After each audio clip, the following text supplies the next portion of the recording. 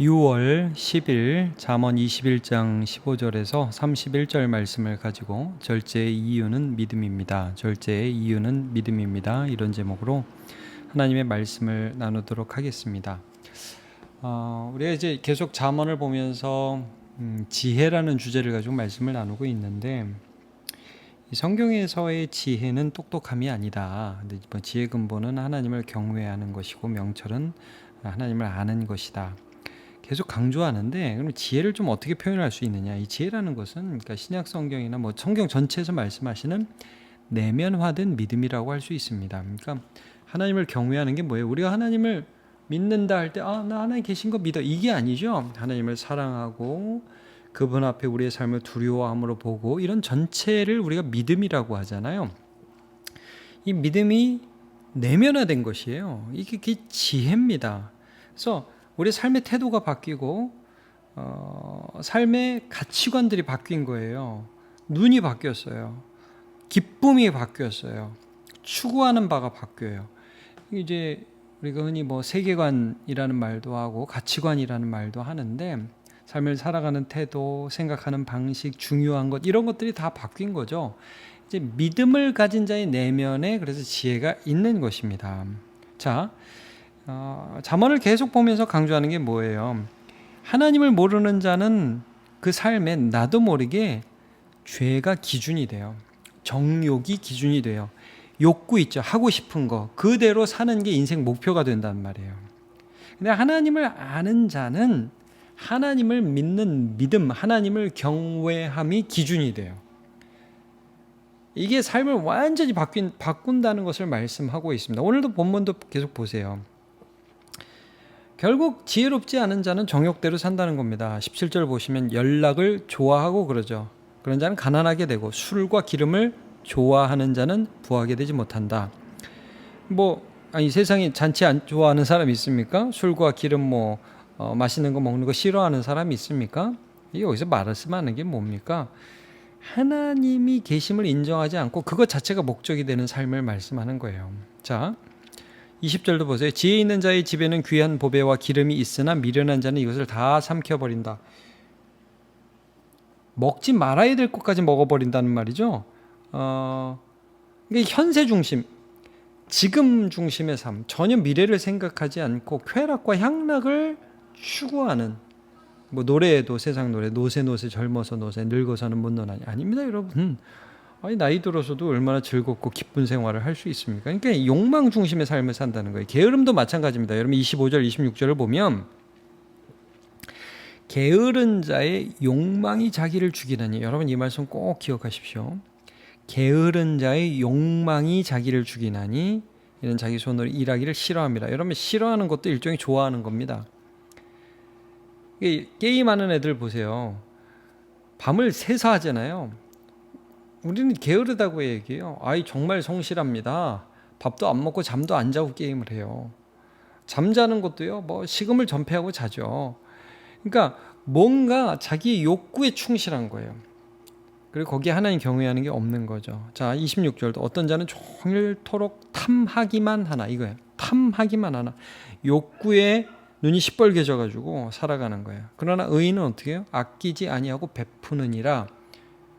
뭔가 이 마음 안에 자기의 이 욕심을 대항하는 다른 요소가 있어요. 우린 그걸 믿음이라고 그래요. 그러니까 이런 삶들, 믿음으로 사는 삶, 하나님을 경외하는 삶, 의인, 지혜로운 자, 욕구대로 사는 삶, 죄된 삶을 인생 목표로 알고 사는 사람, 악인, 어리석은 자. 결과 어떻게 되느냐? 18절, 악인은 의인의 속전이 되고 사악한 자는 정직한 자의 대신이 되니. 참 무서운 말이죠. 우리 모두 죽어야 돼요. 근데 의인이 살기 위해서 악인이 대신 죽는다, 이런 표현까지 쓰고 있어요. 사악한 자는 정직한 자 대신 죽는다, 이 말이죠. 여러분 보세요. 압살롬이 똑똑한 것 같지만 결국 다윗이 하나님의 은혜로 왕자리를 유지하고 압살롬 죽잖아요. 가룟 유다 죽잖아요. 이게 이들의 결과가 이렇게 비참하다는 거니까, 그러니까 죄의 종이 되면 성공하는 것 같고 욕구의 종이 되면 그것들을 이루면 쾌락대로 살면 사는 것 같지만 죽는다, 이거죠. 반대로 하나님을 경외하면 산다. 자, 29절. 아주 중요한, 저는 오늘 본문에 있어서 핵심 구절이라 생각이 들어요. 악인은 자기 얼굴을 굳게 하나 정직한 자는 자기 행위를 삼가느니라. 이거죠. 악인은요, 자기의 얼굴을 굳게 해요. 너 왜 그만 자? 일어나. 너 왜 이렇게 게을러? 좀 열심히 살아. 그러면 얼굴이 시뻘개지고 얼굴이 탁 굳어요. 왜 이렇게 듣기 싫은 말 하지? 완고해진단 말이에요. 죄를 지적하면.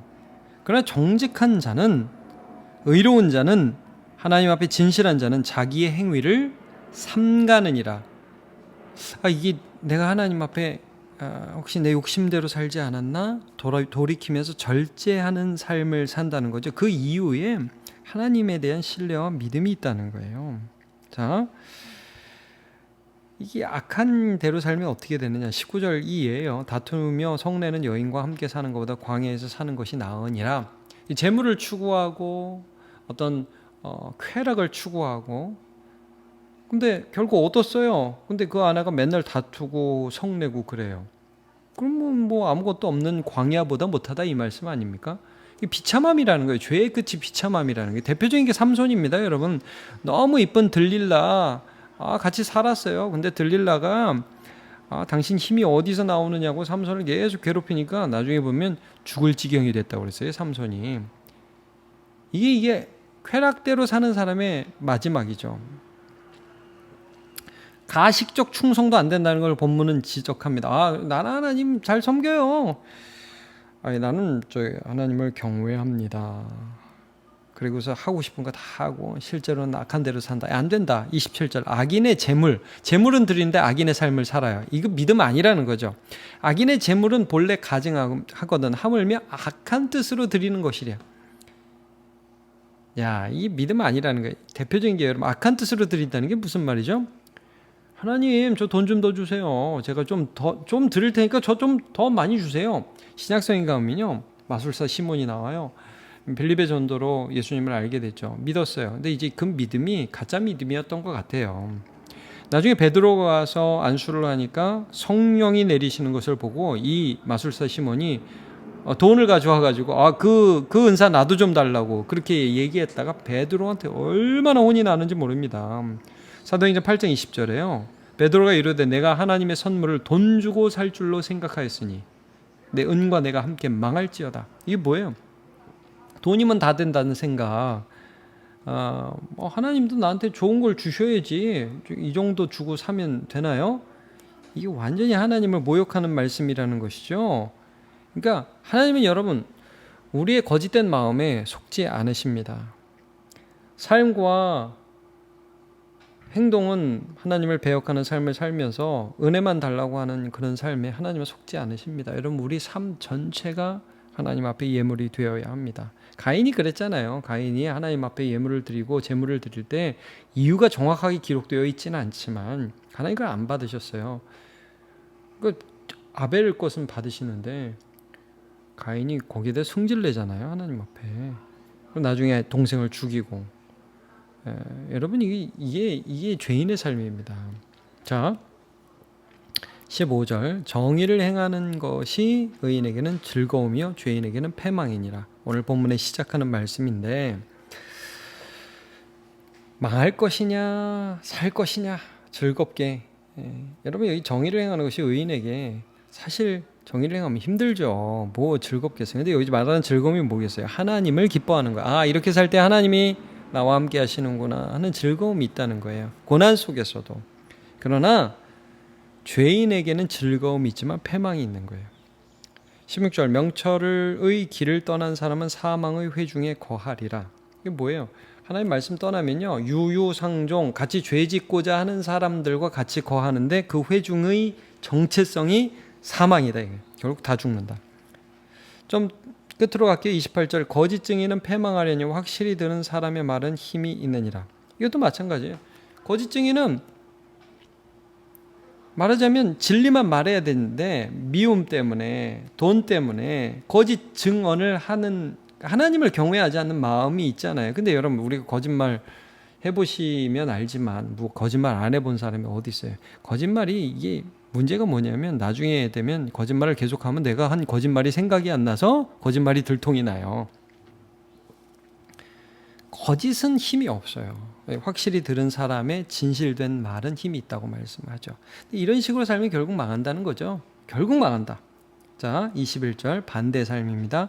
공의와 인자를 따라 구하는 자는 생명과 공의와 영광을 얻느니라. 하나님, 내 삶을 통해서 세상에 하나님의 의가 나타나게 해주세요.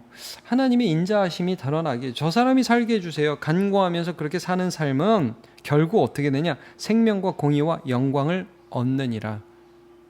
이게 여러분 보세요. 구하는 자 얻느니라. 누가 계신 거예요? 하나님이 계신 거죠. 그렇게 간구하고 그렇게 살기를 소망하는 자에게 하나님이 주시는 선물이 주어질 것이라는 것을 말씀합니다. 이런 사람들은요, 하나님을 기뻐하기 때문에 절제한다고요. 23절 입과 혀를 지키는 자는 자기 영혼을 환난에서 보전하느니라.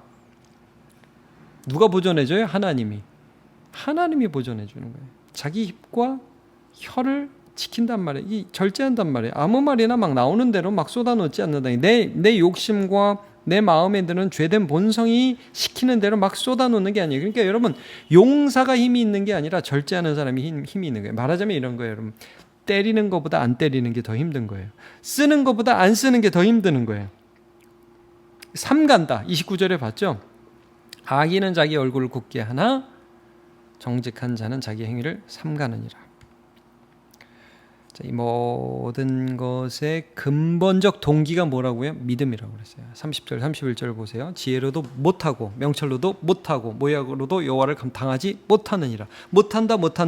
네 힘으로는 못한다. 성경에서 말씀하는 지혜가 네 힘으로 할 수 있는 방법을 가르쳐주는 게 아니란 말이죠. 하나님이 하실 수 있다는 것을 인정하기 때문에 네 힘을 내려놓는 게 지혜라는 거예요. 31절 사울 날을 위하여 마병을 예배하거니와 이김은 여호와께 있느니라. 뭐예요? 네가 할 수 있는 최선을 다하기는 하지만 그러나 그거 갖고 이기는 거 아니다. 이김은 여호와께 있느니라. 또 다른 변수가 있다. 그걸 아는 사람은 오늘 하나님을 경외한다. 여러분 22절에 그래서 재미있는 말씀. 22절 보면 지혜로운 자는 용사의 성에 올라가서 그 성이 의지하는 방벽을 허느니라. 이게 무슨 말씀이냐면 지혜 대 용사예요. 그럼 당연히 둘 다 힘이 세죠. 근데 이제 우리가 할 때는 이제 싸움이니까 그래도 용사가 이기지 않겠느냐. 근데 뭐예요? 용사의 성에 올라가서 그 성이 의지하는 방벽을 허느니라. 용사도 약점이 있다 이거예요. 근데 그게 허물어진다는 것이죠. 그러니까 지혜로운 자는 그런 약점이 무너지게 하는데 하나님이 뭐 지혜를 주시는 거죠. 그러니까 여러분 여기 하나님이 개입하시는 거예요. 그러니까 우리 모두 다 아무리 잘났어도요 약점이 있어요 다. 근데 그게 무너져요. 사람 그걸 알아요. 그걸 알면서도 교만해요. 알면서도 욕심대로 살고. 근데 정말 하나님을 경외하는 자는 자기가 무너질 수 있다는 것을 알고 하나님을 경외하고 할 말 안 할 말 가려하고 미움을 절제할 줄 알고 싸움을 절제할 줄 알고 말을 함부로 하지 않을 줄 알고 그리고 그 결과로서 하나님이 내게 주시는 은혜를 기대하고 어리석은 자는 자기 힘만 믿고 살다가 약점이 무너져서 무너진다는 말씀입니다. 여러분 믿음이 지혜입니다. 믿음이 지혜예요. 믿음으로 사는 것이 그것이 지혜로운 것입니다. 왜요? 그렇게 살 때 우리는 좀 덜 편하게 사는 거죠. 약간 불편하게 사는 거죠. 할 말 다 안 하니까 내 것을 나누어 주니까 좀 덜 편한 겁니다. 근데 그런 좁은 길로 가는 그 삶이 결국은 지혜로운 거라는 거예요. 왜? 거기에 하나님의 은혜가 있어요. 뭐 우리가 지금 계속해서 하나님의 은혜라는 주제로 부흥의 말씀을 들었지만 그걸 기대하는 거예요. 자, 히브리서 11장 24절 25절 보면 모세에 대해 이런 말씀을 합니다. 믿음으로 모세는 장성하여 바로의 공주의 아들이라 칭함받기를 거절하고 도리어 하나님의 백성과 함께 고난받기를 참시 죄악의 낙을 누리는 것보다 더 좋아하고. 왜? 그리스도를 위하여 받는 수모를 애굽의 모든 보화보다 더 큰 재물로 여겼으니 이는 상 주심을 바라봄이라. 이게 믿음이고 이게 지혜입니다. 남북교회 성도 여러분, 오늘도 이 세상 삶에서 다 얻으려고 하지 마십시오. 내 욕구가 다 이 세상에서 성취될 것을 소망하지 마십시오. 조금 덜 얻더라도 더 많이 베푸시고 하나님을 기대하세요. 그러면 그 믿음 가운데 하나님의 은혜가 우리의 삶에 넘치도록 부어줄 줄로 믿습니다. 기도하겠습니다. 하나님, 악인들은 강팍하게 완악하게 욕심대로 삽니다만 지혜로운 자, 의인은 자기의 행위를 삼가한다고 했습니다. 하나님을 믿고 기대하기 때문입니다. 사람이 못할 승리를 하나님이 하시기 때문입니다. 오늘도 우리가 이 세상의 삶을 살아갈 때에 욕심대로 사는 것을 목표 삼지 않고 하나님의 뜻대로 살아가기 위해 몸부림치고 하나님이 주시는 은혜의 열매를 먹는 주의 백성 다 되게 하여 주옵소서. 예수님의 이름으로 기도합니다. 아멘.